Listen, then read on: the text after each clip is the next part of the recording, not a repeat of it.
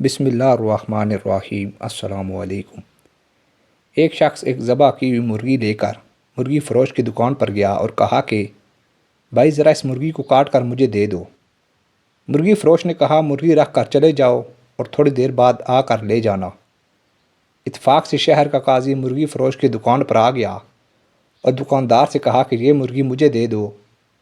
دکاندار نے کہا کہ یہ مرغی میری نہیں بلکہ کسی اور کی ہے اور میرے پاس بھی ابھی کوئی اور مرغی نہیں جو آپ کو دے سکوں۔ قاضی نے کہا کہ کوئی بات نہیں، یہی مرغی مجھے دے دو، مالک آئے تو کہنا کہ مرغی اڑ گئی ہے۔ دکاندار نے کہا کہ ایسا کہنے کا بھلا کیا فائدہ ہوگا، مرغی تو اس نے خود ذبح کر کے مجھے دی تھی، پھر ذبح کی ہوئی مرغی کیسے اڑ سکتی ہے؟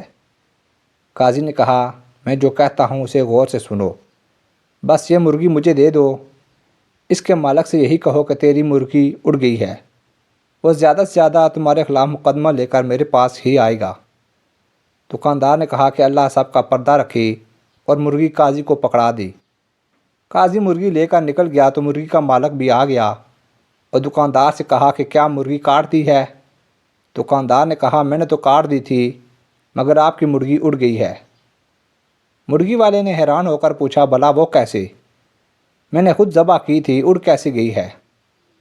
دونوں میں پہلے نوک جھونک شروع ہوئی اور پھر بات جھگڑے تک جا پہنچی، جس پر مرغی والے نے کہا کہ چلو عدالت قاضی کے پاس چلتے ہیں، اور دونوں چل پڑے۔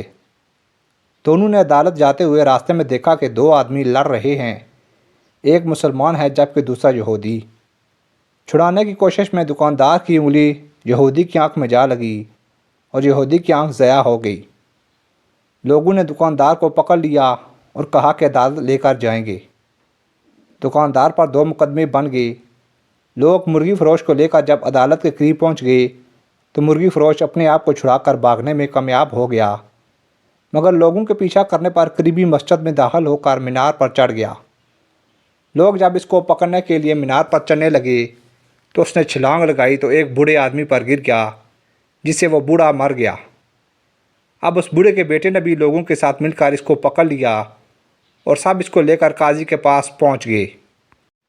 قاضی مرغی فروش کو دیکھ کر ہنس پڑا کیونکہ اسے مرغی یاد آ گئی، مگر باقی 2 مقدموں کا علم اسے نہیں تھا۔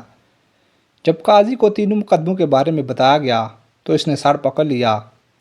اس کے بعد چند کتابوں کو الٹا پلٹا اور کہا کہ ہم 3 مقدمات کا یکے بعد دیگری فیصلہ سناتے ہیں۔ سب سے پہلے عدالت میں مرغی کے مالک کو بلایا گیا۔ قاضی نے پوچھا تمہارا دکاندار پر دعویٰ کیا ہے؟ مرغی والا جناب والا، اس نے میری مرغی چرائی ہے کیونکہ میں نے ذبح کر کے اس کو دی تھی، یہ کہتا ہے کہ مرغی اڑ گئی ہے۔ قاضی صاحب مردہ مرغی کیسے اڑ سکتی ہے؟